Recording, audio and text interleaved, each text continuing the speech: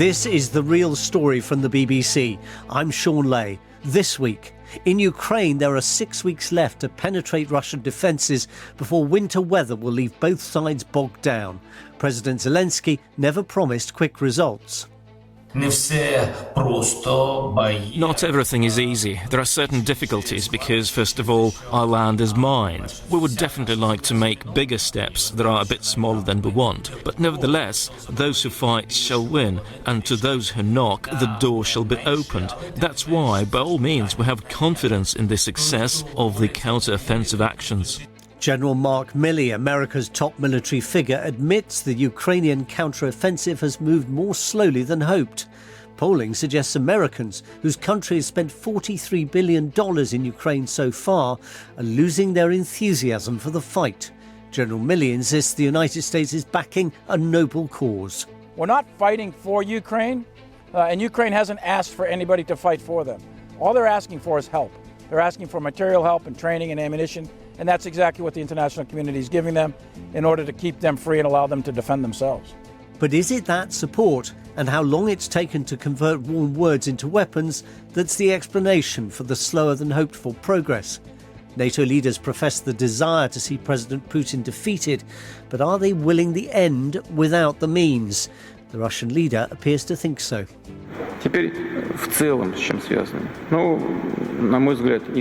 Ukraine is conducting a so-called counter-offensive. There are no results, of course. We'll not say it's a failure or not, but there are no results. There are big losses.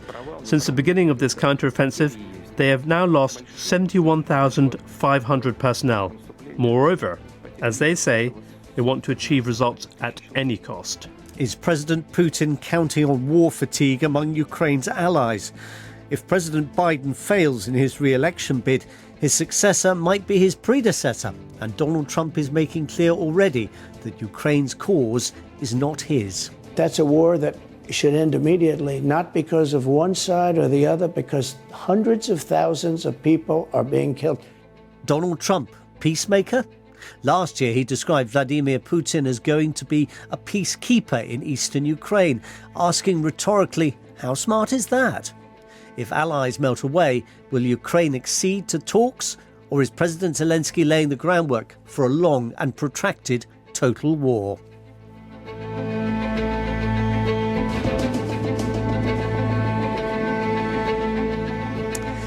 Well, military offensives do not always go according to plan. Russia can testify to that.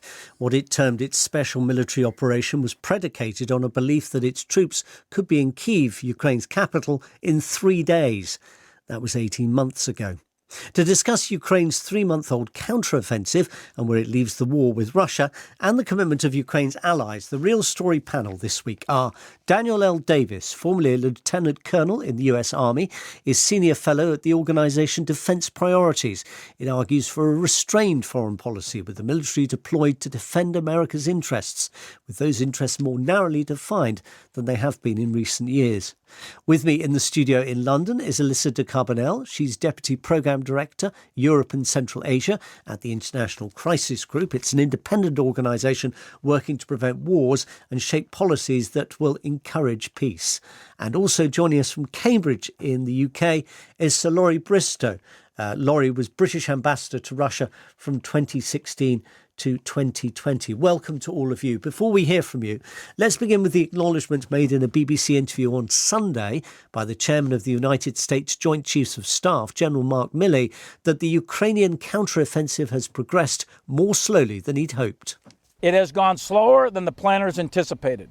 But that is the difference between what Clausewitz called war on paper and real war. So these are real people in real vehicles that are fighting through real minefields, and there's real death and destruction, there's real friction. And there's still a reasonable amount of time, probably about 30 to 45 days worth of fighting weather left. So the Ukrainians aren't done, this battle's not done. They haven't finished the fighting part of what they're trying to accomplish. So we'll see. It's too early to say how this is going to end. They at least have achieved partial success in what they set out to do, and that's important. But right now, it is way too early to say that this offensive is failed or not failed. General Mark Milley speaking on Sunday. Well, a couple of hours before I came into the studio, I spoke to Paul Adams, our diplomatic correspondent, who's currently in Kyiv, the Ukrainian capital. First, I asked him what's been achieved in the first 3 months of this counter-offensive. Well, Sean, I think if you look at the map, frankly, you need, if not a microscope, certainly a magnifying glass to see the areas where the Ukrainians have made progress. But if you zoom in on those areas, then you see places where the Ukrainians have, in some places, penetrated and maybe even broken through some of the first heavily defended Russian lines of defense, those tank traps, minefields and trenches that we've been hearing so much about since this offensive kicked off in June. But I think to focus on those tiny little points on the map is probably to miss the bigger picture of what Ukraine has been up to now for several months. And in terms of that bigger picture, when we see progress, how do we measure it? Well, so I think there are several areas of effort, if we can call them that. One is the one we've just been talking about, this offensive push in the south, broadly a line between Zaporizhia and Donetsk. And the aim there, very clear, for Ukraine to try and break down through those lines and sever Russia's land bridge, as it's called, across from Russia to the Crimean Peninsula. That is their kind of big strategic objective. And, that is where you see these tiny, tiny signs of progress. Then you have in the east an effort to hold off a Russian offensive or series of Russian attacks sort of between Severodonetsk and Kupiansk up towards the Russian border. The Russians don't seem to have been able to break through there, but they are clearly focusing a lot of attention on that area. And also in the east at Bakhmut, which has been a battle for a year or more, where the Ukrainians are slowly, again, very, very slowly advancing on the city that the Russians captured. The aim there seems to be to preoccupy and pin down as many Russian forces as possible. But the last area of operations that I would alert you to is Crimea and the Black Sea. And that is an area where we don't see a huge amount day to day, but there is an ongoing battle. Obviously, we saw very dramatically an attack on the home of the Black Sea Fleet in Sevastopol earlier in the week.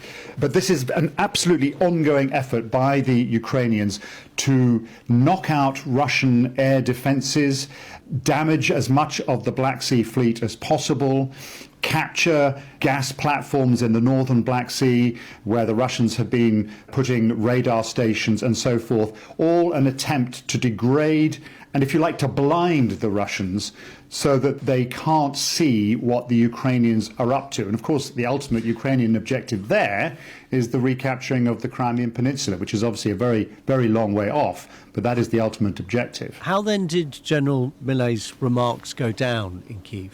I think probably the Ukrainians scratched their heads a bit because this seemed to be a rather traditional definition of the quote-unquote fighting season, where heavy rain and then cold weather sort of bring that fighting season to an end. That is not how the Ukrainians see it. The head of military intelligence, Kirill Budanov, was speaking here in town at a conference at the weekend. He said that the effort would continue in various forms. I think, if you think back to last winter, it wasn't really the changing seasons that brought Ukraine's offensive efforts to a close after the recapture of Kherson. It was more their lack of equipment.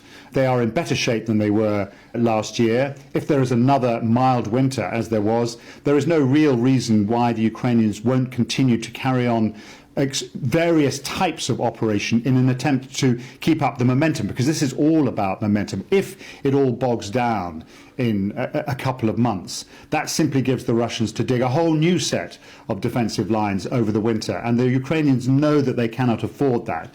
Paul Adams talking to me from Kyiv a little earlier. Alissa de Carbonnel at the International Crisis Group, what's the kind of assessment of how the war is going from the perspective of those countries who are supporting Ukraine, particularly the European countries, the United States and so on? Yeah, as we heard, the stakes of this counteroffensive were really, really quite high. And we are, it's not surprising that the expectations were perhaps overblown. And General Mark Milley was trying to manage those and has been trying to manage those for months now. The stakes are sort of threefold, and we're at an inflection point now between the short-term focus on the counteroffensive and what lies ahead. As we heard, they're the battlefield stakes of what Ukraine can actually achieve and what kind of position that puts it in, both on the battlefield, but also looking forward, what it does for continued Western support.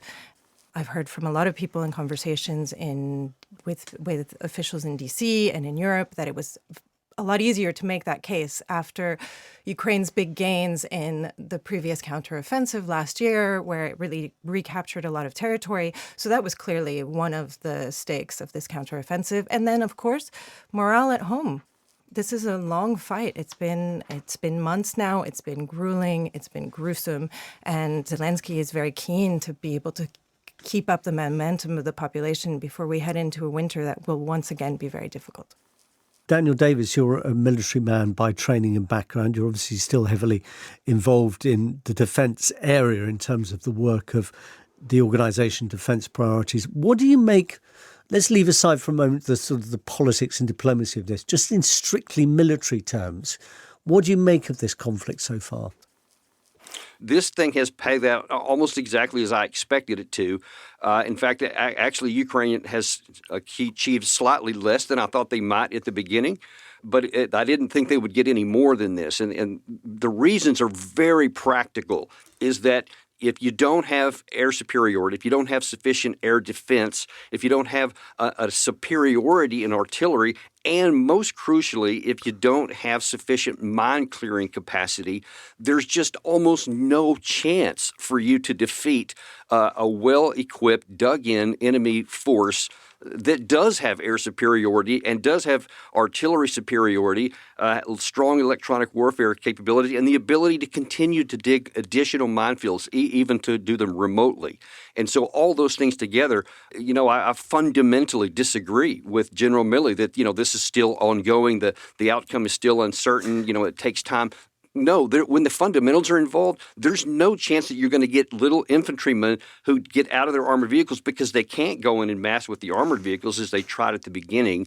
It's because the casualties are so high for every meter gained. You don't have enough troops to be able to push back even to the operational objective of Tokmak, much less to the strategic objective on the Azov coast. There's just not the force capacity for the Ukraine side to do that. So to continue to press that is just going to raise the casualties, but at some point, probably very soon, they're going to culminate and they're just not going to have the capacity to continue going forward. So then you have to ask the bigger question, at least for this, this operational concern, then what? And we'll talk about the what next in the second half of this edition of The Real Story. But just on the kind of practical points here, should we have been at all surprised that the Russians invested so much of their effort into establishing these minefields? I saw one report in a British newspaper in August that said that mines in some places are every metre or at most every 2 metres. That's a phenomenal investment of obviously the mines themselves, but also the manpower, the sappers, the people to actually lay the minefields and ensure that Russians don't inadvertently go back over them and blow themselves up.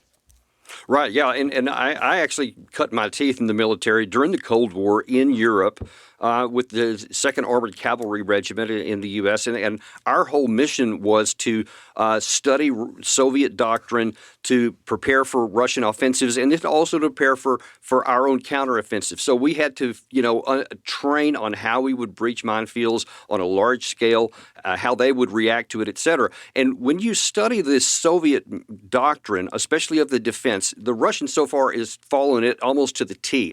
And you have to understand what their objective is. And I think that there's a misapprehension in the West of what the Russians are trying to do. It's not that they're just trying to hold on to every bit of territory.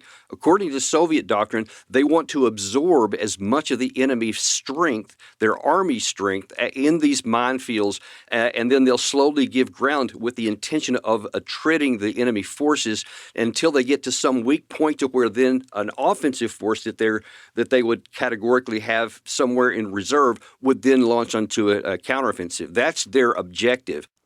Laurie Bristow is a former British diplomat. What signs by this stage of the conflict, which has lasted 18 months now. What signs do you think political leaders would have been looking for and advice they would have been hoping for from their military in NATO about the progress of this campaign? Sure. Well, we've of course just had the NATO Vilnius summit, where the question was discussed at great length. First of all, of how to support Ukraine.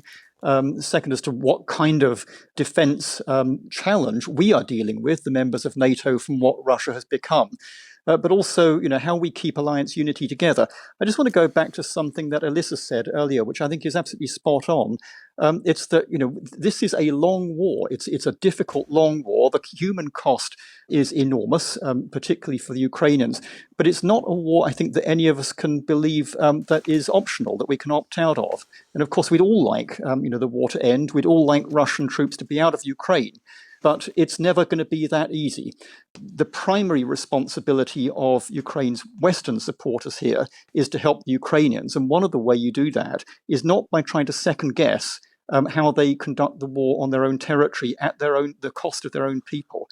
So, my take on this is that the Ukrainians are making the best use they can of the equipment they've got. It's nowhere near enough, as Daniel has, as I think, set out for what they're trying to achieve. But what they're also trying to do is not waste Ukrainian lives in the process.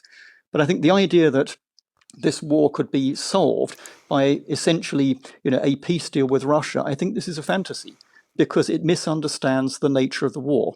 The war has its roots in how Mr. Putin and the people around him, see Russia in its place in the world.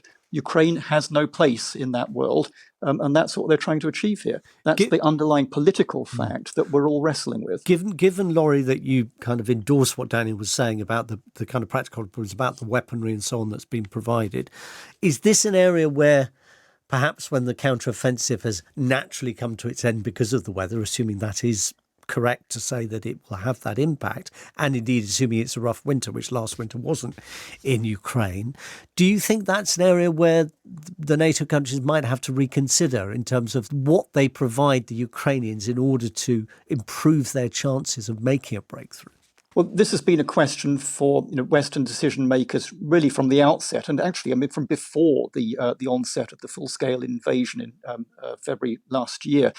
And I think it's just worth stepping back a bit and reminding ourselves of two things that have got us to where we are. So first of all, the question of us being in control of escalation with Russia. It is worth reminding ourselves that it is in nobody's interests for this to become a direct military confrontation between NATO or its members and Russia. We don't want it. Russia doesn't want it. It will end badly. And both sides, all concerned, have gone to very great lengths to avoid that happening.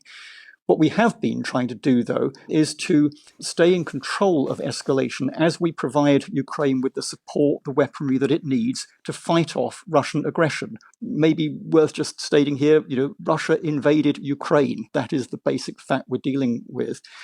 The other point, again, worth reminding ourselves of, is that this is really more for the military people than for me. But there's not much point in giving people equipment that they can't use or don't know how to use, or it's not actually what they need. So those things have needed to be in balance all along. I think the question is there in front of policymakers has been for some time as to whether the equipment is coming through fast enough. Personally, I would like it to come through at the speed of relevance. But the question remains, if we want Ukraine to survive, if we want it to see off Russian aggression, as I think we do, then we need to do the necessary to help them do that. Alissa, just on that question of the equipment getting through, the time lag between the promise and the delivery, or alternatively the promise and the training, whatever it might be, is that getting better or is that still causing real concern? Just to build on what's been said, Russia learned its lessons and really built up these entrenched defensive lines, and it's been managing firepower. It hasn't yet called a big mobilization. There's a big question mark over whether it will do that ahead of the Russian presidential elections.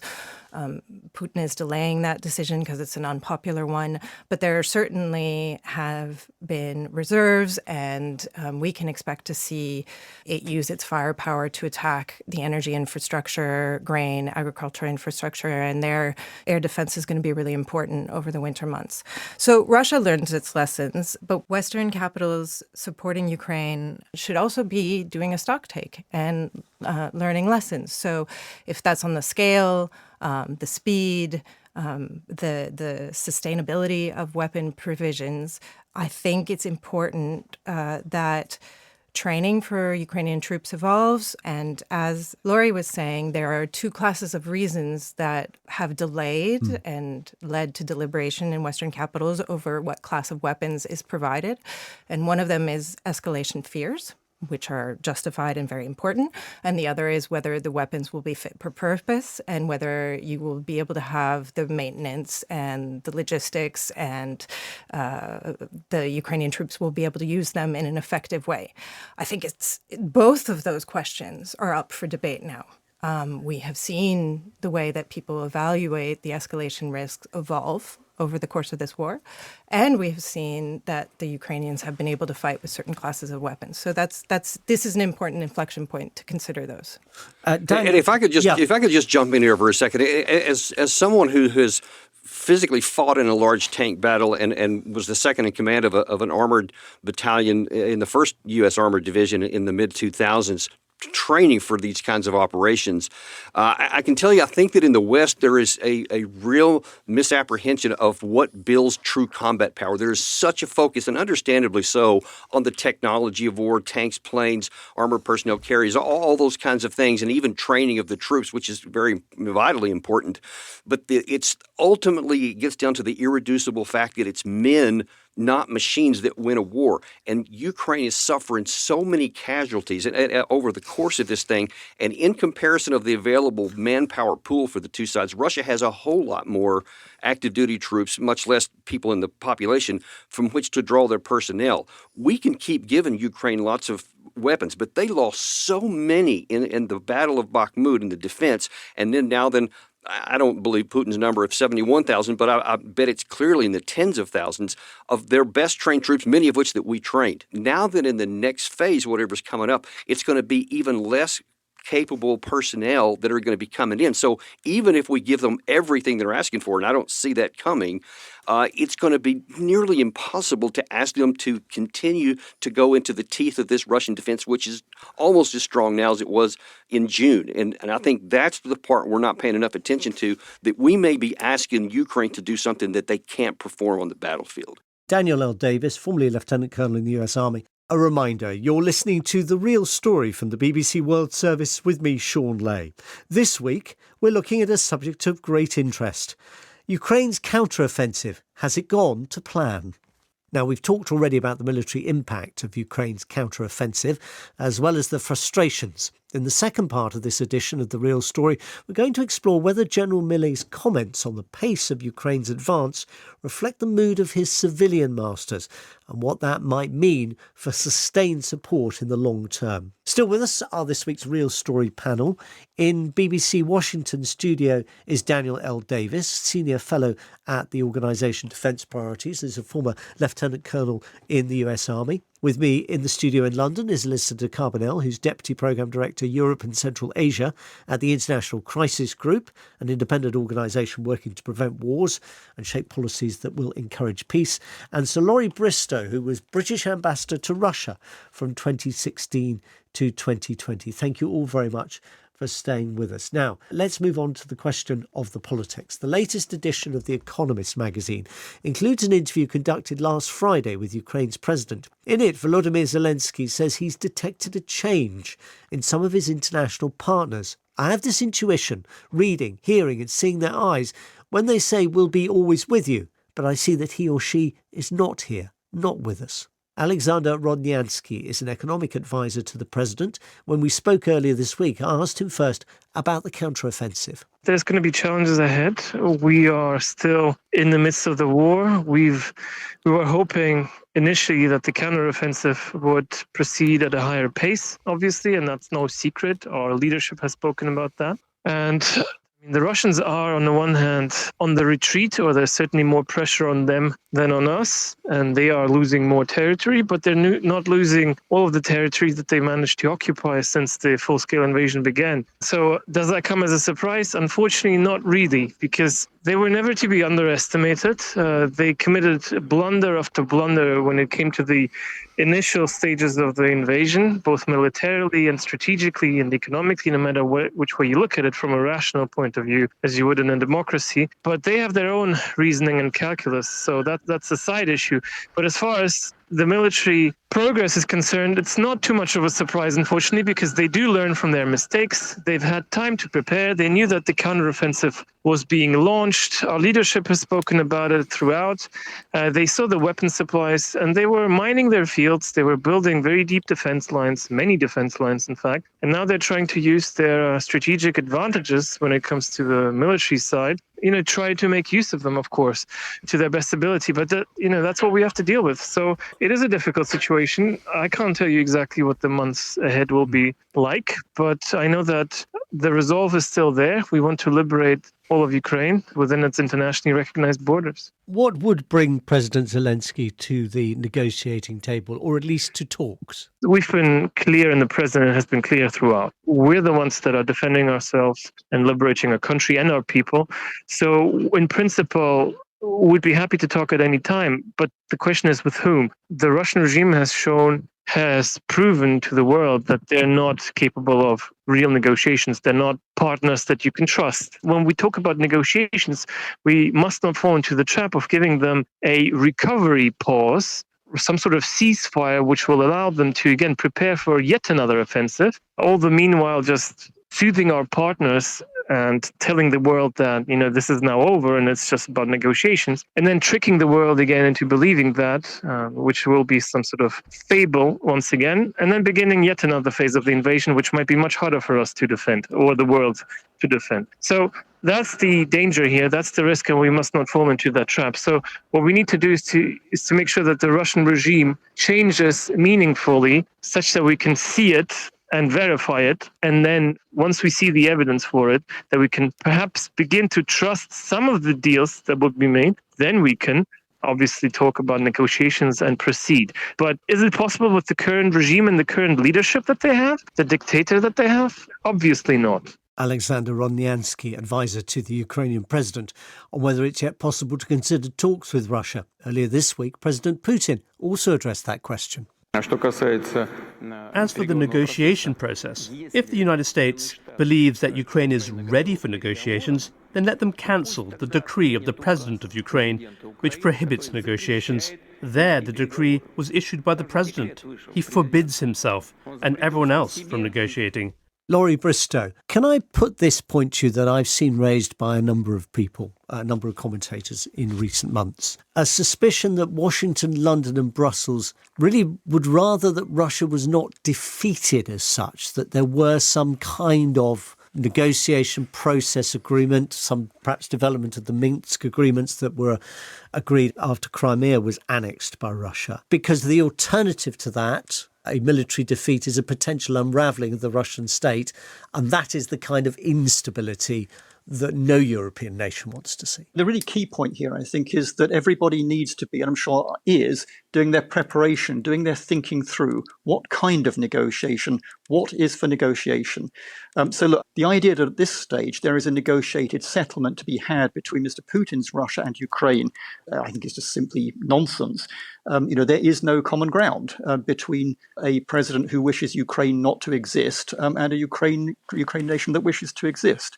I think also the point is about understanding how Mr. Putin's Russia negotiates. Negotiation is the continuation of war by other means. It's not about finding a mutually acceptable compromise. I think also, though, the thing to concentrate on is it's what kind of war this is, particularly seen from the Russian perspective. This is not at its heart a war about territory. It's a war about an idea of Russia and of its place in the world. That view will not change, and it will not be solved by giving bits of Ukraine to Russia.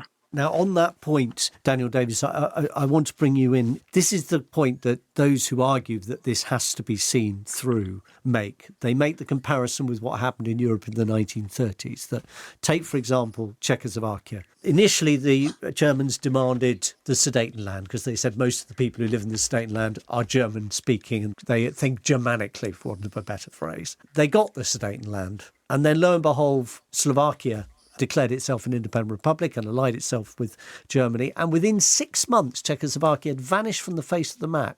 The only thing left was a protectorate of Bohemia and Moravia, which was, guess what, protected by the Germans. Isn't that scenario a realistic one for Europeans in particular to fear happening if Russia is given that kind of veto, as it were, over the shape of its neighbouring countries? I am so happy that you brought that question up, because I think that is one of the most fundamentally misapprehended situations in this entire war from the Western perspective. And I hear it almost daily, especially from European people, because they look at the history and they look at the Russia, and of course they see the same kinds of dynamics at play, and it's constantly raised, especially by the Ukrainian foreign minister, that we're fighting for you, Europe. We're on the front lines here, because if we fall, you're all going to be next, and they're coming down.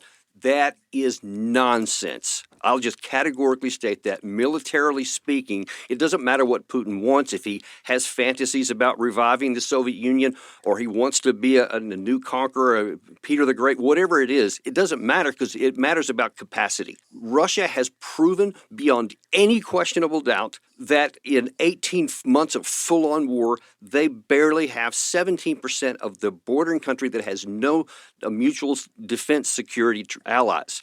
The thought that he is then going to, at some point in the future, launch an offensive against a 32-member NATO alliance, nuclear-powered, is absurd. There's no chance that would happen, because they don't even have the capacity to project power much beyond the current line of contact. And that's a fair point, isn't it, Laurie Bristow? You know, NATO is not the League of Nations, which fell apart at the first sign of trouble. Yeah, let's look a little bit about what went right from NATO's point of view over the last 18 months. So first of all, we have managed the question of escalation with Russia. We haven't allowed this to become a direct confrontation with Russia, which, as I said earlier, I think is clearly in neither side's interests. So what went right? Alliance unity.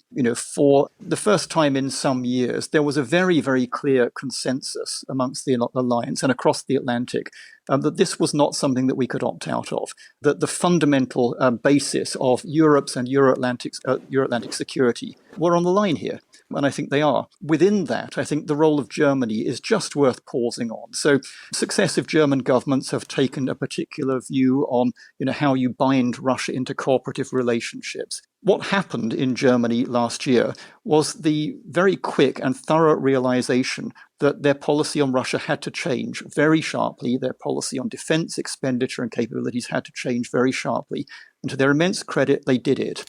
So I think, the political imperative on us in the coming years is to hold on to those successes, to understand what is at stake for us, for the Western Alliance here, and make sure that we're prepared to do the necessary, both to support the Ukrainians who've chosen a different path from Russia, and to make sure we're thinking very clearly about how what happens in Ukraine directly impacts our security interests. Alissa de Carbonnel, this debate about what is necessary in the best interests of European security, to what extent is that the driving force for supporting Ukraine, not necessarily the objective interests of Ukraine and feeling like, it's been hard done by, it's the victim of an aggressive act, therefore we have to be the white knights on the chargers coming to its rescue? It's about both things, we hope, but certainly Western capitals see that they have skin in the game, that they have stake here.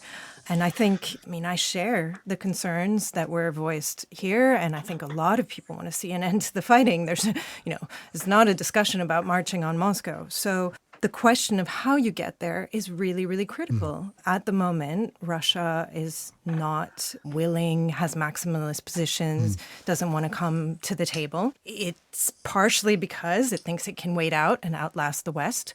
So it's fundamentally important, both for solidarity with Ukraine, European future security in terms of deterrence with Russia, but also towards giving a chance to peace, to disabuse Russia of the notion that the West will just cave and give up.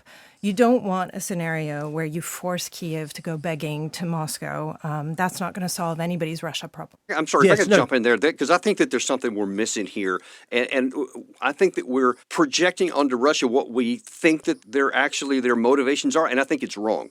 And that is that they have some idea they want to conquer Ukraine. They want it to just go away. They don't, and they've never said anything except for that. They have said from the outset, as I argued before this war started, they've been saying for 15 years that Russia does not want NATO on their border in Ukraine, and that they were willing to use force to stop it. They showed in 2008 that they were willing to use force in limited force in Georgia to do it, and they've never said anything except for that we will. This is a red line for us, and they emphasized that over and over.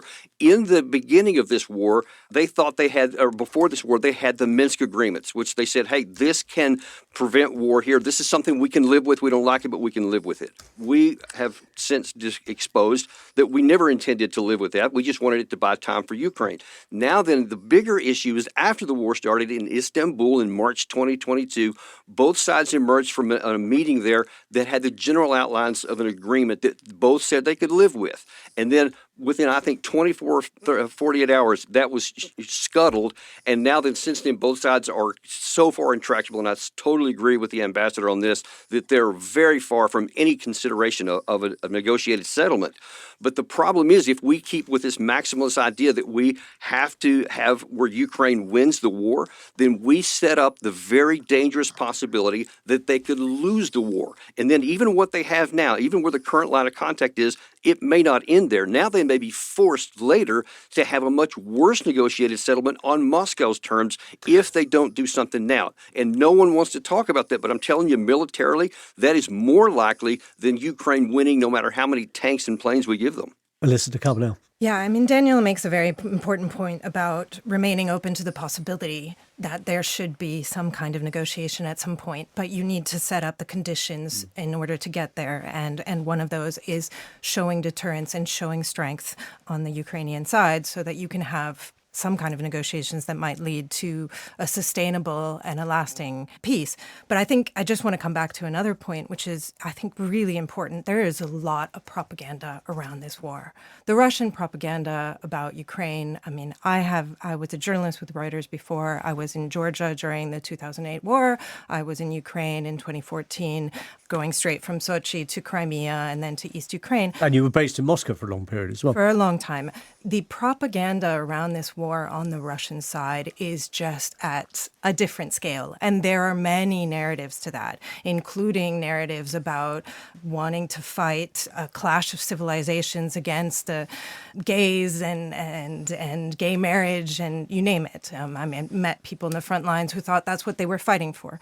So we have to be very cautious when we take for granted Russia's lines that have evolved over time about what kind of war it is fighting and for what causes. Let me just jump in on that. Yes, there are a couple of really key points here that I think we need to underline. I mean, first of all, what in Mr. Putin's mind is this war about? Well, he's on the record as saying that Ukraine is not a real country. Ukrainians are essentially Russians.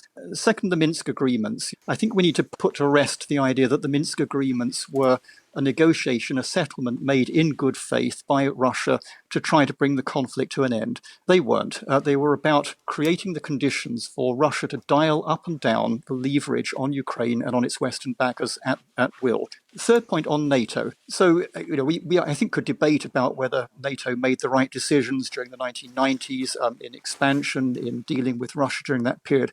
But there are some really, unavoidable facts here. Ukraine, when it was attacked in February 2022, was not about to join NATO. When Georgia was invaded by Russia in 2008, it wasn't about to join NATO.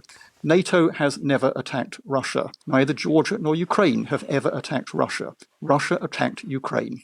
Just on the... Yeah, but I'm sorry, but except that's not entirely accurate because in January of 2022, you had Stoltenberg emphatically saying they will join NATO. We will stand by the 2008 Bucharest Accord. And so they declared, they didn't put a date on it, but they absolutely said it will happen. Very declarative so. That's what the Russians here. They didn't look for a date. And we have to consider their opinion. Even if we violently disagree with it, they consider it an existential fight. And I dare say that most Western nations would feel the same if a country on their border was considering a military alliance with one of our major adversaries. And we just have to admit that it's not clear-cut this other way. I'm sure our Baltic allies think pretty much the same way about their Russian neighbours. That's why they joined NATO. Okay. I agree. I totally agree with that. Geographically, you would understand why. But one thing is important. I'm sorry, I wanted to mention this because you mentioned it earlier Briefly, in this segment here, very briefly. American interests are not synonymous with Ukrainian interests. You bring us very neatly to the question of what effect the forthcoming US presidential election may have on this. That has to be held on the 5th of November next year. There's also a British general election on or before the 28th of January 2025. And as I think it was mentioned earlier, there's also a Russian presidential election coming up, and that's before either of the other two. That's in March of next year. Now, in the UK, there is, I think it's fair to say, broad consensus on policy towards Ukraine between the two parties most likely to win. Not so in the United States. Speaking during the first of the Republican presidential debates hosted by Fox News in August, here are the candidates Vivek Ramaswamy, Ron DeSantis, Chris Christie, Nikki Haley in that debate. Is there anyone on stage who would not support the increase of more funding to Ukraine? We would not support it. Europe needs to step up. I mean, I would have Europe step up. I'm not going to send troops to Ukraine, but I am going to send them to our southern border. Mr. Ramaswamy, you would not support an increase of funding to Ukraine? I would not. And I think that this is disastrous, that we are protecting against an invasion across somebody else's border. A win for Russia is a win for China. We have to know that. Ukraine is the first line of defense for us. And the problem that Vivek doesn't understand is he wants to hand Ukraine to Russia. He wants to let China eat Taiwan. And I find it offensive that we have professional politicians on the stage that will make a pilgrimage to Kyiv, to their Pope, Zelensky, without doing the same thing for people in Maui or the south side of Chicago or Kensington. Vladimir Putin, who Donald Trump called brilliant and a genius. If we don't stand up against this type of autocratic killing in the world, we will be next. That was just a sense of the tone of the US presidential debate between the Republican candidates, absent, of course, Donald Trump, who chose not to take part, but has made his position on Ukraine pretty crystal clear, as we heard at the very start of the programme. Laurie Bristow, how much anxiety is there in European capitals do you detect over the prospect of Joe Biden not being in the White House come January 2025? The point that the American public, the voters in the US, need to think through is what are the United States' core interests, not only in this conflict, but also in the world that is changing very, very rapidly around us. So in the clip you just played, there was quite a lot made of the rise of China. Of course, that's one of the great strategic challenges for the US and for the West in our century. What happens in Ukraine, what happens in Russia have a direct influence on that. We should also, I think, just mention the other powers in the world. We had the BRICS summit a few weeks ago, talking about expanding the BRICS grouping. Not quite sure what they're seeking to achieve in that. But a lot of what's going on here is shifting tectonic plates, reflecting the changing balances of economic, political, and military power in the world. So I think my summary of that would be that one of the questions before the US voters in the next year is the transatlantic relationship still part of the bedrock of US security in the 21st century? By my analysis, it is. It's not mutually exclusive with the Pacific, the Indo-Pacific region, but there are reasons why we built the transatlantic alliance after 1945. And I think many of those reasons still hold. And do you, Daniel Davis, believe that were there to be a second Trump presidency, that the president could be persuaded a second time that NATO is worth the candle? Because he rather gave the impression during his first term that he wasn't convinced. And in the end, what one might call kind of older, more experienced heads prevailed. Do you think they would prevail a second time? Well, I think what he has said, not that he wanted NATO to go away, but that he wanted NATO to carry more of the weight, commensurate with what's at stake for them in Europe. I mean, like the ambassador said about the Baltics, I mean, they certainly would have a much higher risk than Germany or Italy, for example, and certainly from the United States. But what he's not wanting to do is to just get rid of it, but he's wanting it to be aligned with American interests as well. And in his view, the way he stated it. I'm not defending it. I'm just saying what his position is that this Ukraine-Russia war is not in our interest because our interests are not threatened. And I know that people will disagree with this, but militarily speaking, there is no way that conventionally Russia could pose a threat to NATO at all, no matter what happens in Ukraine. And I know people don't want to hear that, but that's the military truth of it. And so that's why our interests are different, because we see it, especially in many quarters of Washington, that it's not an existential threat for us, and they're not coming after us like Nikki Haley said in that clip. And that has to drive, reality has to drive our policy. Alissa de Carbonnel, do you think there is a concern about long-term support from Europeans and from the United States? I mean, let's be honest. I've been speaking to Ukrainian, U.S., European officials for 2 weeks now because I'm writing about this, and everybody talks about concerns. But that is as it should be. It's a good thing. You mean you have to keep making the case? Yes, you have to keep making the case. It's about communicating. It's about saying why there is a need. And if that allows Western governments, let's be clear, there is a consensus, right? So any change in policy now would be a change in policy and a backtracking and have implications for the way in which other countries also perceive the United States, perceive Europe and its engagement in foreign affairs. And Laurie made a very good point about outreach to the global south and, as we call it, other countries that also have been impacted by this war and what the stakes are for them. And there's a lot of diplomacy to be done there and within Western countries to talk about, why. Real quick point, if I could, because it's really important here. It's not been talked about. Okay, it's not just the Republicans you got to worry about, because the Democrat support is also starting to wane. And if this thing gets later into the year and it gets into the election year and Biden sees that his position is not working, then he's going to be willing to shift it because he can't support a losing war heading into an election. And I think we have to consider that that's another point of concern. Let me ask you all finally then, how should this war end? Alissa de Carbonnel. It is very difficult to talk about what the contours of an end to this war will be now. That is an important sort of discussion that has to be had. We talked about a little bit about the strategic goals. Some people fear talking about that because it would open up differences between Western allies who are backing Ukraine. But it is an important conversation to be had behind closed doors and in terms of long-term support. But you're not going to get to a place where you can have discussions about what the contours of a negotiation looks like as long as both sides are focused on battlefield dynamics and strategy. How should this war end, Daniel Davis? I view it in a way that takes the core realities on the ground, and it's not just what we want. We want Ukraine to win. We want Russia to lose. That is crystal clear, and nobody questions that. But it matters what can and cannot be accomplished, and my concern is if we don't go down the path of a negotiated settlement or even working in that direction, then we lay the foundation for the very real potential that Ukraine loses the war, and then they just get terms dictated to them. And so we have to take the path that preserves the most security for Ukraine, and that's a negotiated settlement, or the other one may be in Moscow's control, and that's what we should avoid. Laurie Bristow, how should this war end? I can't yet predict how the war will end, but what I can say is I think three things that we should be focusing on now. One is to be absolutely crystal clear with ourselves and with our publics what is at stake here. Second is about what's the right balance between helping the Ukrainians prosecute the military campaign and preparing for a negotiation.